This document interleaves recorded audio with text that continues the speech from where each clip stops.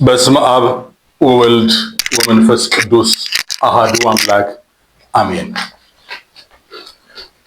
ህልመ ሌሊት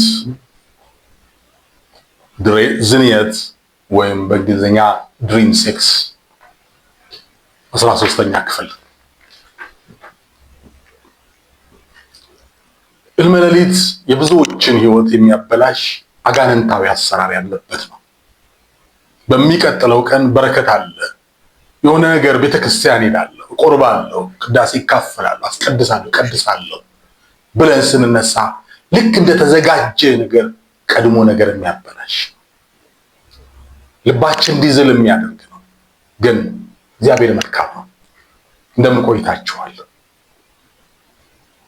ለቻናሌ አዲስ ከሆናችሁ ሰብስክራይብ በማድረግ እንድትጀምሩና ለመፍትሄ ጨርሳችሁ እንድታዳምጡ ይሄ 13 ወደ ኋላ መለስ ሙሉን በማየት ነው። ዛሬ ችግራችን ግማሽ መረጃ ግማሽ አይደለም ሽርፍራፊ መረጃ ነው የምንይዘው። እስቲ ሚዲያ ላይ ተመልከቱ። ሁሉ ሰው የሁላችን ድካም በቃ የሆነ ጫፍ ተነግሮ በዛ መረጃ ላይ ነው በቃ ልክ ነው ልክ አይደለም ብለን የምንባለው። ሙሉ መልእክቱን ሰውየው ምን ሊል ፈልጓል፣ መልእክቱ ምን ይላል የሚል የሆነች ብቻ ያውጭ ደግሞ ሚዲያ ቆረጥ ያደርግና የሰው ልብ ብቻ ይሄ የኤዲተርስ ኤዲቲንግ የቪዲዮ ኤዲት ቢያደርጉ ሰዎች ምን ይላሉ? ማስጮክ ይላሉ። ስዕሉ ላይ የሚያስጮህ ነገር የሆነ በቃ ብለን እንድትገባ ግን ውስጡ ባዶ እንዲሆን ሊሆን ይችላል። የሚያስጮህ ነገር ነው የሚፈለገው አይደለም። በእግዚአብሔር ፍቅር ለራሴም ጭምር የተማርኩት የሆነ ነገር አይዘን አእምሯችን የሚይዘውን ነገር ይራገብና በዛ ላይ ጊዜ እንፈጃለን። እንደዛ ከምናደርግ ጨርሰን አድምጠን የራሳችን ውሳኔ ብንወስን ይሻላልና ጨርሳችሁ አዳምጡ። ለምክር አገልግሎት ስልኮች አሉ። ይህ አገልግሎት ሰፊ ስራ ነው። ብዙ ትውልድ የተያዘበት ስለሆነ በማስተርቤሽን፣ ግለ ወሲብ፣ ፖርኖግራፊ ወይም ደግሞ እርኩሰት ፊልሞችና ጽሁፎች ብዙ ትውልድ የታሰረበት ነውና ለምክር አገልግሎት እንደገና ደግሞ ይሄ በተለይ አሁን ትውልድ ላይ ያለ ራስን የማጥፋት በቃ በነገሮች ተስፋ የመቁረጥ ሰይጣን ይሄን ሁሉ የሚሰራው ይሄ ነው። በህልመ ሌሊትም ሆነ በግለ ወሲብ የሚፈተኑ ሰዎች ደጋግሜ ራሴን ላጠፋ ነበር ይሉ ራሳችን ድንጸላ ነው የሚያደርገው ሰይጣን። እግዚአብሔር ይገስጸው። ግን መልስ አለ፣ መፍትሄ አለ እና ባለፉት ወደ 13 ነጥቦች ነው 12 ነጥቦች ያነሳው ይመስለኛል። መነሻው ምንድን ነው የሚለው መነሻው ምንም ሊሆን ይችላል።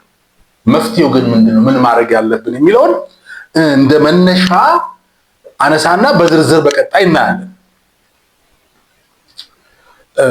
መፍትሄው ምንድነው ስንል መፍትሄው ምናልባት ለዚህ ጉዳይ ከሚያጋልጠን አካባቢ መሸሽም ነው። መጽሐፍ ቅዱስ ከክፉ የጎልማሳነት ምኞት ሽሽ፣ በንጹህ ልብ ጌታን ከሚጠሩ ጋር ጽድቅን፣ እምነትን፣ ፍቅርን፣ ሰላምን አጥብቀ ተከተል ይላል። ሁለተኛ ጢሞቴዎስ ምዕራፍ 2 ቁጥር 22። ለረከሰ አጋንንታዊ ውጊያ ከሚያጋልጠን ስፍራ መሸሽም አንድ ነው። መሸሽ ጥሩ ነው። ብዙ ሰዎች ተባራሪ ጥይት የመታቸው በጠብና በውከት አካባቢ ላይ ሆነው አደጋ የደረሰባቸው መሸሽ ስለማይችሉ በተለይ ነው ከርሴ እንዳልወጣና ግን ልቤን የሚነካኝ ስለሆነ አንሳው የሆነ ችግር ይምጣ፣ ሰውና ሰው ይጣላ ወይ መኪና ይጋጭ፣ የሆነ ሰው ይመመው እንደንም እንከባለን። እኔ አይና ምንድነው ላለው እንደ ሰው መረጃ ጠይቄ እማግዘው ነገር ከሌለኝ የኔ አስፈላጊነት እዛ ከሌለ እግዚአብሔር ጣልቃ ይግባ ብዬ ነው የምሄደው እንጂ አላጨናነቅ። የህግ ሰዎች ስራቸው እንዳይሰው፣ የህክምና ሰዎች ስራቸው እንዳይሰው ክብ እናደርጋለን። ምንድነው እንደዚህ ነገር? በቃ መሸሽ ከሁሉም ከማያስፈልግ ቦታ ላይ ምን ታደርጋለህ? ይሄ ለሁሉም ነገር እናይና ወሬ ቦታ ላይ የማይመለከተን ቦታ ላይ በቃ መሄድ። ይሄ እኮ ብዙ ነገር ነው።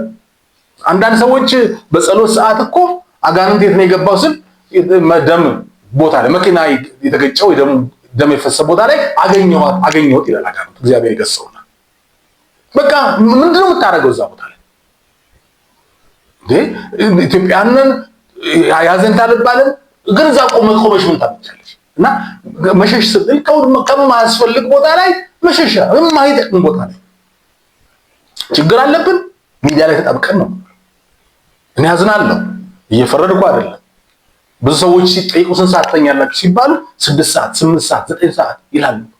ምን እያደረገ ነው? እየተሰራ ነው።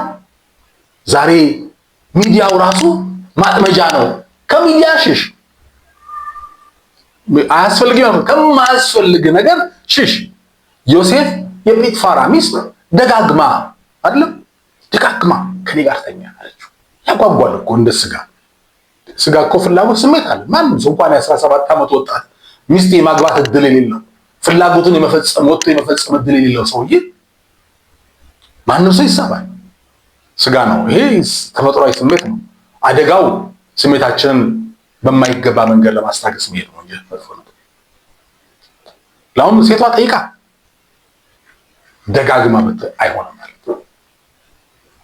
አንድ ቀን እንደውም አለ ቆይ በጆሮ ስነግረው ሳወራ ነው አይደል፣ መኝታ ቤቷ ነገሯን አስተካክላ ዝም ብላ አልጠራችውም። እንዴት ሆነ እንደጠራችሁ መናገር አያስፈልገኝም፣ ግን በቃ የሚስብ ነገር ውስጥ ነበረች። ልብሱን ንቅ አልፋም ልብሱን ንቅ አረገች፣ ጥሎላት ሸሸ ይላል። ለምን ቢቆይስ አስገዳ ትደፍራለች፣ ሬፕ ታደርገዋለች። አይ ወንድ አይደለ፣ ግን ከቆየ ምን ይሆናል እንደሚወድቅ ያውቃል። ብርቱን ብላት ወጣ ሽሽ። በተለይ የረከሱ ነገሮችን የምታዩ ሰዎች አይታችሁ እንደ ማስቲካ ቆሎ ቶሎ ጥብቅ የሚለው አሚር ማለት ነው። ርኩስ ነገር አሚር ነው። አሚር የሆነ ጠብ ብሎ እጃችሁ ላይ ከነካኩ አይለቅም እና መሸሽ ያስፈልጋል። ይሄ ትልቁ ነገር ነው። ቀስ ብለን ከማይገባ ጓደኝነት ከማይገባ ስፍራ መሸሽ ለችግሮቻችን አለመሸሻችን። ካልሸሸን ምን ነው ችግሩ? በቃ ምንም መፍትሄ እኮ የለም። ምን ሴትዮዋ በዋቃዋን ክፍት አድርጋ ሁላ ይተገባብኝ አባይ ባርኩኝ ትል ነበር። ክፍት ስለሆነ በዋቃ ክፍት ነገር አይጥም አይደለም ዘንዶም ሊገባበት ይችላል። እና ይሄ ነገሮቻችን ሲበለሻሹ ምንድነው የምናደርገው? ቃል መሬት አስቸገረኝ። እኔ አሁን ይደውሉና እንደው መምህር መድኃኒት አለ ይሉኛል። መድኃኒት የሆነ ምንም ነገር አትበለኝ፣ ጸልይ፣ መጽሐፍ ቅዱስ አንብብ አትበለኝ፣ ብቻ ብር ልክፈል፣ የፈለከው ልክፈልህና እኔ በነፃ ላገልግላችሁ ስል እንደውላለሁ። አንዳንዴ እግዚአብሔር መፍራቱ ስላለ አይናችን ትኩረታችን እሱ አይደለም እንጂ እኮ የኔ ዝም ብዬ የሆነ ቅጠላ ቅጠል እየበጣጠስኩ ብል በዚህ በማስተርቤሽን እና በምናምን ሰው መጪው ብዙ ነው፣ ግን አይደለም። እና በቃ ምን ላድርግ ብለው ብዙ ሰዎች ይነግሩኛል። ወደ ደብተራ ይልኩኝ። ያው ደብተራ ማለት ለጠንቋይ ስም መርጌታ ደብተራ የጠንቋይ ስም ሆኖ ተሰጠ እንጂ የቤተክርስቲያን የእውቀት ልክ መገለጫ ነበር። ያው ለአጋንንት አሰራሮች ብዙ ውስጥ እነኛ አይነት ሰዎች ስላሉበት ነውና ሄድኩኝ። እዛ ወደ አጋንንት ሳቢ ወደ ደጋሚዎች ለምን ትሄዳላችሁ? ከድጥ ወደ ማጥ። እነሱ እኮ አጋንንትን ጠርተው አድርጉ የተባሉትን ነገር ነው እንጂ የሚያደርጉት። አንዳንዴ አነባለሁ እንደው አባታዬ ባኮትን እንደው ዘኑልኝ ስራ ተዘጋግቶብኝ እንደው አባቴ እግዚአብሔር ገሰሮ ሰው ላይ የሚሰራ መንፈስ አባቴ ራሱ እስረኛ ነው። አንተ አባቴ የምትለው አጋንንት ያዘዘውን ነው የሚሰራው። ይራራሉ ላይ ካጠብቋቸው የሚታዘዙት መንፈሱ የሚላቸው ነው። ሰይጣን ለመንግስቱ የሚመቸውን ነገር ነው እንጂ የሚያደርገው። ሰይጣን አስቀድሞ ነፍስን ካላገኘ መች ሰጣል? የሚሰጥሳለው እንዴ? የለውም እኮ ያለ መሬት ሰጥቶኛል እኮ የለውም የራሱ። ሰይጣን ለመንግስቱ የሚመቸው ነው። እንደውም እንደሚያደርገው አንደኛው መንፈስ ለሚቀጥለው መንፈስ በር ነው የሚከፍተው የሚያመቻቸው። የቀደመው መንፈስ የበለጠ እንዲጠናከር ሌላ ቀጣይ መናፍስት እንዲገቡ ስፍራ የሚያመቻች በር የሚጠርግ ነው። አንተ መፍትሄ ብለህ የምትሄድበት አጋንንት ሳቢ ለሚቀጥለው የቀደመው ውስጥ ያለው የሚዋጋ ወይም ደግሞ ሳይገባ በርቀት የሚዋጋ በተለያየ መንገድ የሚዋጋሽ በደንብ እግሩ እንዲቆርጥና ስፍራ እንዲይዝ። እነዚህ አሁን በወታደራዊ እንትን አየር ወለድ በአየር ሄደው በተለያየ መንገድ ወርደው ለሚቀጥለው ሰራዊት በር የሚያዘጋጁ በጣም ብዙ ጦረኞች አሉ። እንደዛ ማድረግ ማለት ነው። ጠንቋይ አጋንንት የሚያዘውን ነገር ነው የሚያደርገው እንጂ የራሱን ፍላጎት የሚያደርግ ለልጁ እንኳን ቢሆን አይችልም። ብዙ ሰዎች ሰይጣን የሚያዝ ይመስላቸዋል። አጋንንት እንደፈለጉ የሚያሽከረክሩት። ሰይጣን ጥበበኛ ነው። ያው እንደምታሽከረክረው መስሎ ይገዛልሃል። የሚገዛ ግን እሱ። አንዴ ጠንቋዮች ጋር ስንሄድ፣ ደጋሚዎች ጋር ስንሄድ ምንድነው የምናደርገው? በፈቃዳችን ነገራችንን ከፍተን ፖርት እንሰጣለን፣ መግቢያ መረጃ እንሰጣለን። ከዛ በኋላ ማንም ሊከፍተው የማይችለውን የህይወታችንን መረጃ መግቢያ በር፣ መንፈሳዊ በር እንከፍታለን። ጌታ ኢየሱስ ሲናገር ለስሙ ክብር ይሁን፣ እኔ የበጎች በር ነኝ አለ። እረኛ ነኝና የምከፍተው ነኝ አለ፣ የማስገባው ነኝ አለ። አሁን ታዲያ እናንተ በፈቃዳችሁ ልክ የፒን ኮዳችሁን እንደመስጠት ማለት ነው። አሁን ሰው ሲም ካርድ ማነው ኤቲኤም ካርድ ቢኖርህ ወይ ደግሞ ሞባይል ቢጠፋብህ ቶሎ የምታዘጋው ምንድነው? ፓስኮድህን ነው። ፊልሙ ሞባይሉን አታገኘው፣ ካርዱን አታገኘው፣ ግን ቶሎ ብለህ ፓስኮድህን ወይ ደግሞ ሚስጥር ቁጥር ታዘጋለህ። ሰው የሚስጥር ቁጥሩን ለማዘጋት ቶሎ ይሽከረክር። ተነስቶብኝ ነው ሞባይል ወሰዱብኝ፣ ባካችሁ አንዴ ልደውል ይላል። ልክ ነው። እኔም ቢሆን እንደዚህ ነው ማለት ነው። ግን መንፈሳዊ ፓስኮዳችንን ሰይጣን አሳልፈን ስንሰጥ ክርስትና ስም የእናትህ ስም ምናምን ሲባል የሆነ ሌላም ሲባል ፓስኮድን ነው የምትሰጠው። ፈቃድክን ነው እንጂ ጠላት የእናቴን ስም እኮ መጠየቅ ይችላል። ግን ከኔ ሲሆን ፈቃድ ነው። የእናቴን ስም እኔን የሚያውቁ ሰዎች ያውቃሉ። እግዚአብሔር ይመስገን። ክርስትና ስሜም ቤተክርስቲያን የተመዘገበው ይታወቃል። ንስሐ አባቴ የሚያውቁት። ግን እኔ በፈቃዴ ግን ስሰጥ ግን ፓስወርድ ሰጠው ማለት ነው። ያኔስ እድላችን ለመለዋወጥ ማኒፑሌት ለማድረግ መንገድ ከፈትንላቸው ማለት ነው። ለምሳሌ በህጋዊ ቦታ ሄዳችሁ ሰው ተወክላላችሁ፣ እንዲሸጥ እንዲለውጥ በኔው እንደኔ ሆኖ እንደፈለገው እንዲያደርግ ወክያለሁ ካላችሁ በኋላ ያ ሰው እኮ የፈለገው ንብረታችሁን መሸጥ ማዛወር ይችላል። ምክንያቱም አንዴ ሄዳችሁ ህጋዊ ቦታ ሄዳችሁ ወክያለሁ ብላችኋል። በነገራችን ላይ ደብተራ አጋንንት ሳቢ ጋር ስትሄዱ እኮ እኔን በተመለከተ ይሄ አጋንንት ሳቢ ምን እንዲያደርግ እኔን ወክሎ ምን እንዲሰራ ፈቅጄለታለሁ ማለት ነው። ይሄ መጠንቀቅ ያለብን ጉዳይ ነው። ስናስተነቁልም ለአጋንንት ለጠንቋይ አይደል፣ ለአጋንንት ህጋዊ ውክልና ስልጣን ሰጠናል። ፈረንጆቹ ሌጋል ዲመን የሚሉት አለ። ሌጋል ዲመን ማለት ህገኛ ህግ ያለው መብት ያለው አጋንንት ማለት ነው። ኦልሬዲ ሌጋል ህግ ተሰጥቶታል፣ ማነው መብት ተሰጥቶታል፣ ስልጣን ተሰጥቶታል።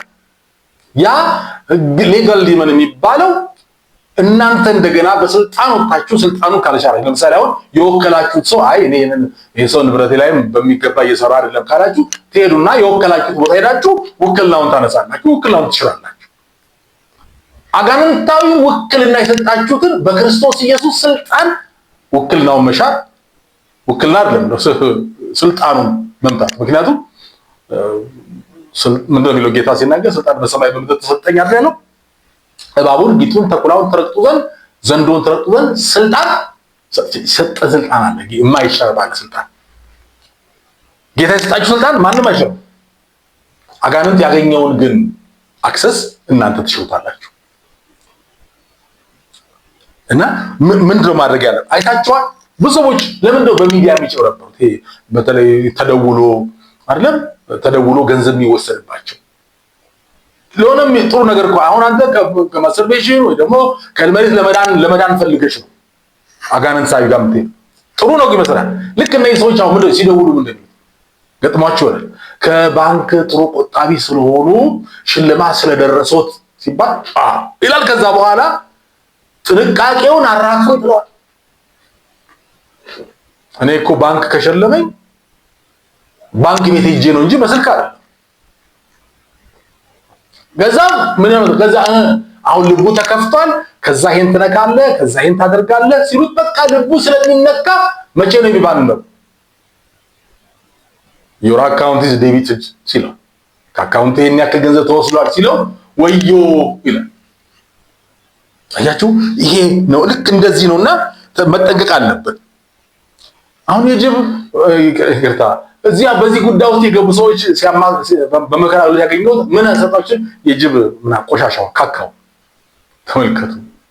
እንዴ ሰይጣን እየተዋረደ አይደለም እግዚአብሔር ይገስጸውና ክብር ያለው እኮ ጌታ ነው። አታላ ያስጠጣል፣ አመር ላይ አንከባልላል፣ ራቁት ያስኬዳል። ምን ክብር አለው? አንድ ዓላማው ክብር ስለሌለው፣ ሁለተኛ ደግሞ የከበረውን ሰው ማዋረድ ስለሚፈልግ ነው። እነዚህ ሲነግሩኝ የዝንጀሮ ጸጉር የጥንባንሳ ሞራ ላባ አጭሳሉ። በኢየሱስ ክርስቶስ ተዋርዶ የሚያዋርድ መንፈስ እግዚአብሔር ይገልጠው። ሰውነታችሁ ውስጥ ይሄን ቅበሩ። ልካው ሰው 6 ቺፕስ እንዳይቀበርብኝ ይላል። ስንቱ ግን አጋንንት ሳቢ ሰውነት ውስጥ ብዙ ነገር አስቀብሯል፣ አስነቅሷል። እሱ አስጨንቀው መዛ ገና ቺፕስ ምናምን ብለህ ትጨንቃለህ። ያስቀበርከው ያስነቀስሽው አንዳንዱ በጥርሱ በርቅሳት በምናምን በቃ ቺፕስ ተቀብሮብሃል። ይሄ ነው በቃ የተቀበረው እና መጠንቀቅ አለብን። እና ምንድነው መጀመሪያ ወደ መፍትሄው በቀጣይ እንመጣለን። ወደ መፍትሄው ከመምጣቴ በፊት ምንድነው የመጀመሪያው ማድረግ ያለብን ነገር ምንድነው? መንፈሳዊ ህይወቴ ምን ይመስላል? ዋናው እሱ ነው ቼክ መደረግ ያለበት። ከእግዚአብሔር ጋር ያለኝ ህይወት ምንድነው? ብዙን ማስተካከል ነው። ሌላ ቦታ አይደለም። በርከክ ብለሽ ኃጢአት ከሆነ ስለፈሰሰው ስለ ክርስቶስ ደም የልጁ የኢየሱስ ደም ከኃጢአት ሁሉ ስለሚያነጻ አዳኝ የለም፣ ባለቤት የለም፣ የሞተልኝ አምላክ ጌታ አለ። እኔ እሱ ነኝ። ባለህብረታችን አክሰስ እንሰጠዋለን። አንተ ነህ ያዳንከኝ፣ ራሴ ላንተ ትቻለሁ እንለዋለን። ይሄ ነው የሚያስፈልገው። ከእግዚአብሔር ጋር በክርስቶስ ኢየሱስ ነገራችን የተስተካከለ ከሆነ ማንም ምንም በእኛ ላይ ስልጣን ሊኖረው አይችልም። እንኳን ቀርበ ነው አዳኜ መድኃኒቴ የዘላለም ተስፋዬ ብለህ ነው አይደለም ሳናቀውም የሚራራና አምላክ ነው። ይሄን ትምህርት ሳዘጋጅ ወደ ራሴ መጣሁ። ከዛሬ 33 እና 30 ምናምን በፊት ጠንቋይ ቤት ካዳሚ ነበርኩ። ፈቅጄ እግዚአብሔር ቸር ነው ታውቃላችሁ። አዝናለሁ። ይንዘል እኔ ስለ ነፍሴ አልጨነቅም። እኔ ሰይጣን ብቻ ገንዘብ ይስጠኝ እንጂ ብዬ እንዲህ ባጤ ይያል። አቤት ምህረቱ እግዚአብሔር። ግን እናቴ እግዚአብሔር ያን ቀን ሳስቶ ይግደል ልጄን መከራ ይቼ ያሳደግኩት ልጄን ሲኦል አይብላብኝ ብላ ቤተሰብ ተሳለች። በቃ እግዚአብሔር ከዙፋኑ ተነሳ። አሜን ተነሳ። ከዛ በኋላ ዝግትግት አጋንንቱ እኔ አንተ ነገር አልሆነልኝም። አያችሁ እግዚአብሔር እናቴ በኔ ህይወት ላይ አክሰስ ሰጠችው። እንኳን ቀርበነው ሳንቀርበው እንኳን ጉዳያችን ላይ ገብቶ ነገር የሚቀይር አምላክ እግዚአብሔር ከኛ ጋር። እግዚአብሔር ይባርካችሁ። ሰላም ሁኑልኝ። ቸር ይግጠመን።